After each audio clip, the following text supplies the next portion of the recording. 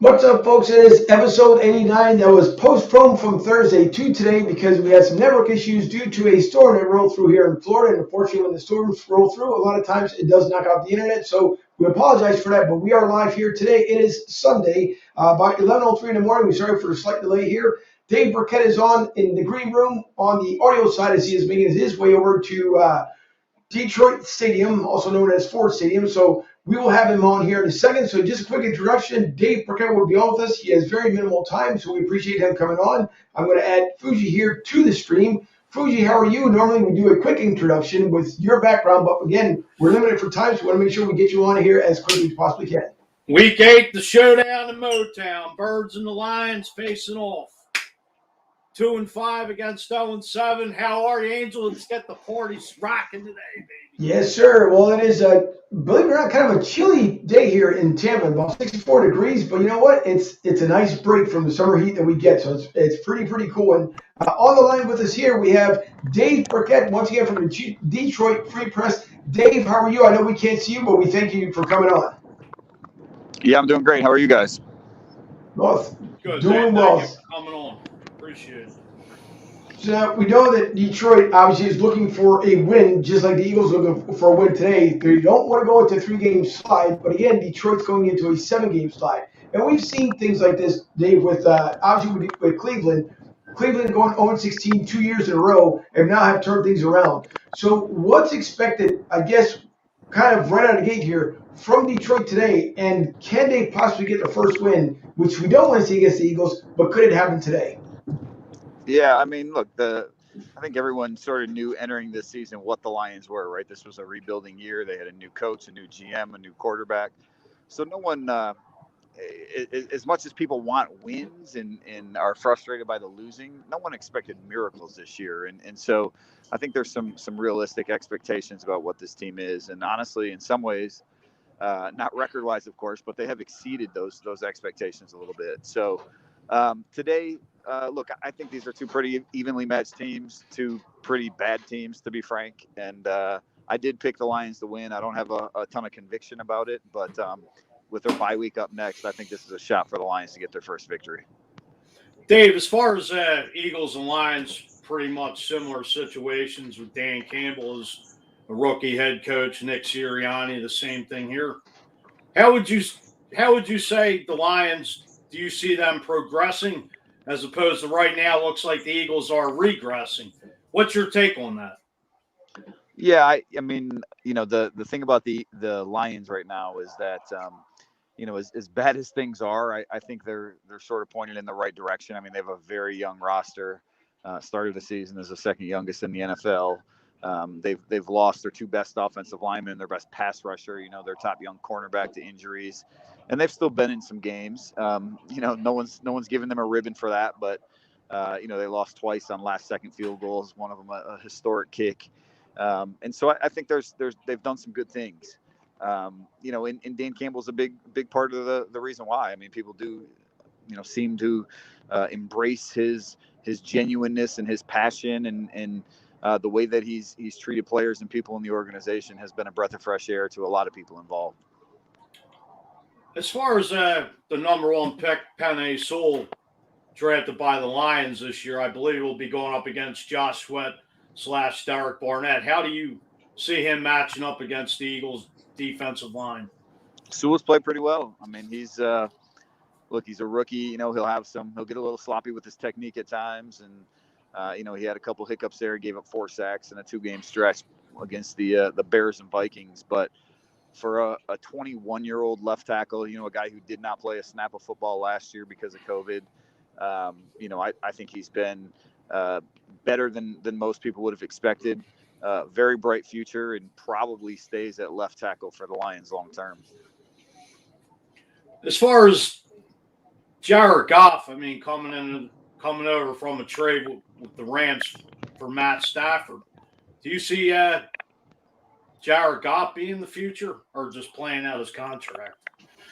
Yeah, I don't think he's the future for the Lions at quarterback. I think the Lions maybe there was some hope that he could be when they first got him, but they certainly weren't, committing to him long term. And then, seeing him up close. I mean, he's been a part of this 0-7 start. He has 10 turnovers.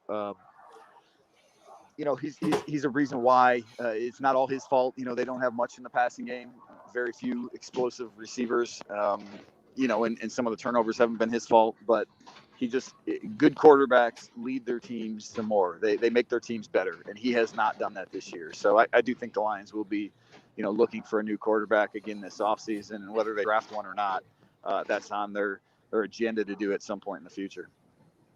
Would you say, as far as T.J. Hockenson, Jamal Williams, and Swift, they will be a problem for the Eagles' defense in the secondary today?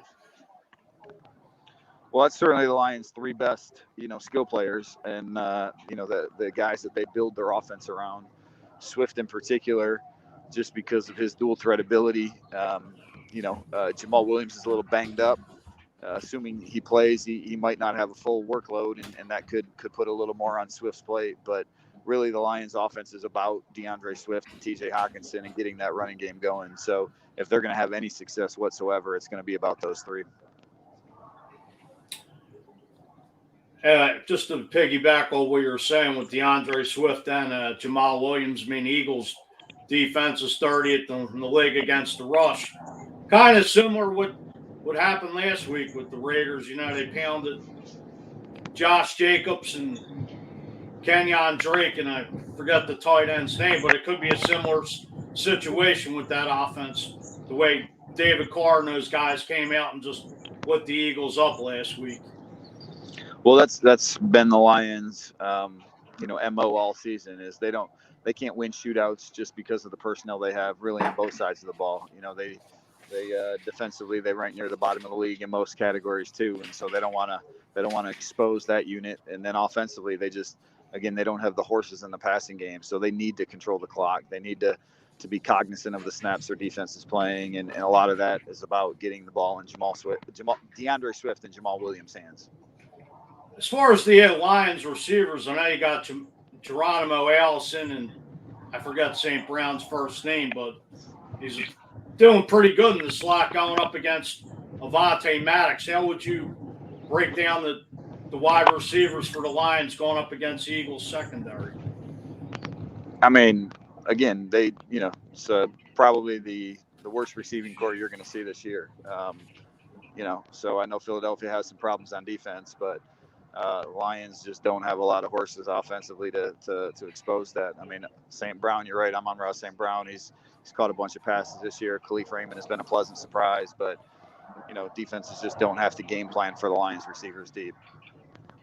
I mean, let's switch sides with the ball as far as the Eagles receivers going up against the Lions secondary. How would you say that the Lions match up against Devontae Smith, Quez Watkins, and company? Well, I think, Philadelphia's speed could be an issue. I mean, look, if the Lions aren't the worst receiving core in the NFL, it might be the Eagles. Smith aside, obviously he's a talented young player, but it's not like Philadelphia's offense is scaring a whole lot of people either. So, the Lions have, they're best when they get their defensive front loose. They've been able to get a little bit of pressure on the passer, even with Romeo Okwara's injury. In the back end, they're very young. They've got two rookies that start for them in the secondary. So they've certainly been exposed at times this year, giving up the big play, and that's just one thing they have to be cognizant of against Philadelphia in that speed. As far as Dallas Goedert being the number one tight end, can you see the Lions linebackers covering Richard Rodgers / Dallas Goedert? Yeah, I mean, probably see, their safeties do some of that. Tracy Walker's having a nice year at safety for them. Maybe even they've played three safeties at times this year, and I could see them going to that look today. Look, again, the Lions don't have, I think you look at the personnel on the defensive side of the ball, they don't have a lot of big time, blue chip playmakers, and that goes for all three levels. Yeah. Well, in case you guys are just joining us here, we have Dave Birkett on the line with us here from the Detroit Free Press. He is on the way out there to Ford Field, which should be, again, a good matchup today. Definitely a good matchup today. But I want to get back to at least a little bit on the ownership here, Dave, if you don't mind. I know Detroit is obviously they're going through the woes. We see it as fans, we see from around the NFL. Is Detroit believing with the trade between the quarterbacks here, between Matt to Jared? Is Detroit trying to rebuild the entire organization from the ground up, or is it one of those cases, almost like we're in Philly, where they're depending on the GM to do everything, and the GM is failing?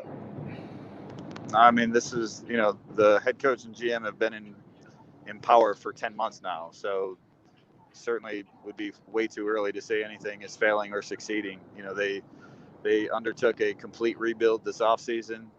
As I said at the top, new coach, new GM, new quarterback. And so I think you got to give them time to take hold. And people like what they've seen so far. They don't have any wins. That has to change. Everyone knows that to be the case. But it's far too early to say whether they're going to fail or succeed. Right, and it's the same thing here in Philly, where you just become, as fans, we all know that we would love for our teams to win. They don't want to start out the way they are. Detroit obviously had 0-7, the Eagles at 2-6, not the start they expected to have. But again, when you have a brand new set of coaches, it's tough for them to gel within the first week, second week, even third week. I mean, you can go an entire season, up to 2 seasons at times, where they can finally start getting a good rhythm for themselves. And I know Nick Sirianni this week had compared the team to a flower, and as far as getting him to sprout and seed and all that good fun stuff. But we know different coaches like to use different analogies to try and get the players going. Nick has like 5 of them that he likes to use every single day. So from the head coaching staff from Detroit, is there something that they use? Like, does the head coach, when they going into practices, is there kind of any analogies that he uses, or is it just going by the old standards of football and putting a good game plan together? Well, I mean, I think everyone remembers Dan Campbell from his opening press conference, when he talked about, biting kneecaps and fighting till the end and sort of, painting that picture. And that's really what this team has been about. Again, most games, you take out the Bengals game, that was sort of their worst showing of the year. But, most games they have scrapped till the end, and they've hung in there against, teams that are clearly better, more talented than they are. And so, I think this team has embodied its coach in a lot of ways. And that it's full of a lot of, fighters and guys that, that will scrap and will do everything they can to succeed. And so again, they haven't yet. It's a lot of young guys on both sides of the ball here. They're talent deficient in many areas, but people here in Detroit understood the rebuild that they were undertaking. Dave, Go ahead, Coach. Dave, what is your opinion of running backs coach / head coach Deuce Staley? Yeah, we talked to Staley this week. Obviously a longtime Eagle, a lot of ties to the organization. He said he thinks he's past the emotion part of facing his old team. I'm sure there'll be a little bit of emotion when he gets on the field there. Dave Phipp, a former special teams coordinator with Philadelphia, is here too. He's in COVID protocols though. So, look, I think Deuce, the Lions are, and Dan Campbell in particular, is trying to help him along in terms of getting the experience he needs to be a head coach and sort of grooming him to be that, much like Sean Payton did for Dan. And so, I could see Deuce getting that opportunity at some point, but only if the Lions win. An 0 season is not going to help anyone in their pursuit of new jobs. Well, Deuce Staley 3 times interviewed and passed over here, and he played 8 years with the Eagles, was with the Eagles organization as a coach for at least 9 or 10, and he came into the NFL with the Eagles, growing up pretty much, and when you spend 18 seasons with an organization, to me, I think a lot of Eagles fans in Eagles Nation will agree with this, but Deuce Staley should have been the head coach. As I said, passed over 3 times by Jeff Lurie. I think he will be a coach in the NFL somewhere. He's a player's coach. I know the running backs going back throughout the years loved him. So, it's a pretty impressive resume. And Deuce will definitely get the chance to be a head coach and will succeed, I believe. Yep. No, I mean, again, I don't have any firsthand knowledge of, what that interview process was like. I certainly know how respected he was in Philadelphia, but you got to win. I mean, Right. for his sake and other coaches on this staff who want new jobs, Lions need to put some wins together. Right, and that last question we have for you, Dave, because I know you're approaching again the stadium. We want to make sure you get there on time. Jared Goff, how has he been received by the team so far this season, and then how much involvement has he had in the community? Even though he hasn't been there that long, but how much is he's liked the Detroit area? Yeah, I mean, look again. With Jared, it was. He was the throw-in to the Matthew Stafford trade, right? The trade was about Right. the draft picks. The Lions, they did want a veteran, caretaker to handle the position to sort of keep them out of this situation that hasn't happened so far. I do think people in the organization, maybe appreciate the leadership that he's shown, some of the things that he's done behind closed doors. His play has not been great. 10 turnovers this season. Again, not all his fault. The Lions have no one in the receiving core that really challenges receivers deep, and maybe that's part of why Jared's numbers are down too. But he needs to be better. I think most fans, and probably if you ask most people in the organization, they would admit that the Lions will by the time they're ready to win, they will have a new trigger man playing quarterback. Well, we hope so. Listen, Dave, thank you so much for coming on with us. We really do appreciate it. Any final predictions is what you believe the score would end up being here ultimately at the end of the game? Yeah, I mean, I picked the Lions to win 23-17 in the paper today, freep.com, if you want to check out my scouting report and predictions. Look, again, I think both these teams are, they're both pretty bad, frankly. And Right. I think the Lions being at home, bye week, a little more desperate for a win, maybe a little bit more in their coach, kind of the way the season has gone. And so I've got the Lions winning a close one at Ford Field. All right, well, listen, Dave, thank you so much again for coming on with us. Again, we're going to let you go here so you can arrive safely there at Ford Stadium. So thank you for coming on. Again, we'll have everybody make sure they follow you there on Twitter and also to reach out to look out for your article as well so everyone can take a look. Because even though we're Eagles fans, we also like to share love with everyone that comes on the show with us. So thank you so much again, Dave, for coming on with us today. Thank you, Dave.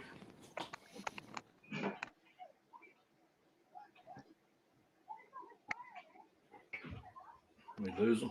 Yeah, I think we have lost him there. It sounded like he was going into the. Sounds like he might have been going because it was breaking up his cell. But hey, listen, at least we got the important part of the interview under the time limit for one, and two, that the key parts of it we were able to hear because it's tough when you're on the road. Obviously, we have from Verizon, AT&T to T-Mobile, you name it. But you get into areas where it's kind of bad. So thanks to Dave for coming on. We appreciate it. And Joey B, good Lord. First of all, everybody else, Rich Bridge, Eagles Minions Group, thank you so much. And by the way, you guys, we will be signing off here in about another 4 minutes and then jumping on over to episode 90, getting you ready for the pregame show with Goose's Goats. So make sure you jump over there as well as we'll be firing that one up. But Kathleen, I saw Katie. Who else did I see up here? Rick Marcus, Rick. I saw Rick's comment here earlier. I want to bring it back up if I see it. Our buddy Joey B. Yeah, Joey B. I'm bringing his up too. He's quite the comedian that he is. Carissa, Michelle, I didn't see her. Where was Rick's comment? It was earlier. Overall, no person has zero paycheck. Oh, here we go. So he says, should I wear a hoodie today? He's probably a bit chilly for me. Yeah. It's funny, Rick, and you bring it up because it's so many people. It's funny to see here in Florida, Fuji, and just kind of paint the picture out there for everybody. It gets like in the 60s, and you'll have people pull out like their fur coats, the wool caps, scarves, gloves, you name it. It's like, are you kidding me? Like, this is nothing remotely to what it is like back home, but it's funny to see it. Do you have a fur coat like Howard Eskin used to wear, like the King I of Bling? surely don't. You got it back in that closet with the Brady jersey. All that other garb you got there, right? From Fanatics.com. And all that Tampa Bay Buccaneers and Lightning apparel you have. No. I'm gonna wear a Lightning hat today. So you pulled that out of the closet, didn't you? I know you got it from Fanatics, right? Where else? Yeah. Who else has the best sports apparel? No one but the Fanatics. You're absolutely right. But no, I don't have any Tom Brady Fanatics gear. I bet you do. I know you. I bet you do. I sure don't. But I do have my NHL Tampa Bay Lightning hat, that's for sure. But You're good, you. You're good. Yeah. Well, listen, no, great point though. Fanatics.com. If you guys need everything, official license, everything, visit Fanatics.com, where you can get your Tom Brady gear if you want some there in New England. But no, this guy Tampa here. Bay or New England. Michigan, even. I'm sure they got a Michigan jersey. Oh, I'm quite Brady sure. Somewhere.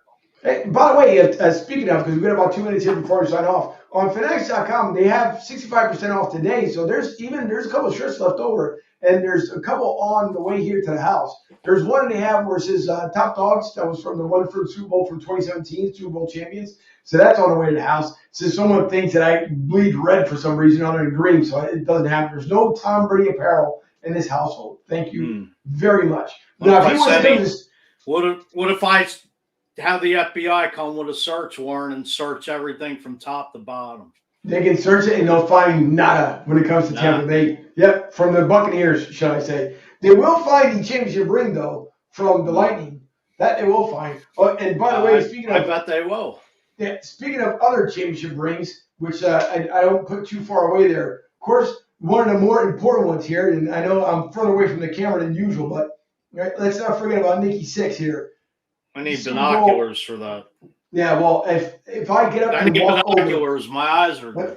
All right, hold on. Let's see if I can get a little bit closer without knocking over the camera. There you go, the world champs. Yeah, you dusted that thing off, didn't you, 5 years later? I believe it's 5 years later, and people are still gloating over that.